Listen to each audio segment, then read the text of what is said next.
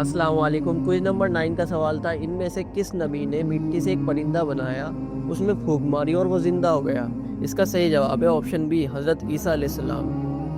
कुरान की सूरह अल इमरान आयत 49 में हज़रत ईसा अलैहिस्सलाम ने अल्लाह के हुक्म से मिट्टी से परिंदा बनाया, उसमें फूंक मारी और वो जिंदा हो गया, जो उनके मौजिज़ों में से एक था। और इस क्विज में जिन पार्टिसिपेंट ने सही जवाब दिए उनके नाम हैं।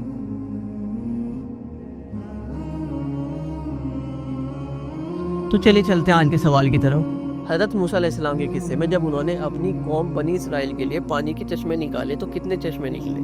आपके ऑप्शन है ए 7 चश्मे, बी 12 चश्मे, सी 10 चश्मे, डी 15 चश्मे। अपने जवाब नीचे कमेंट करें। सिर्फ यूट्यूब पर कमेंट करने वालों को ही प्राइज़ के लिए कंसिडर किया जाएगा। सही जवाब कल की वीडियो में दे दिया जाएगा इंशाल्लाह।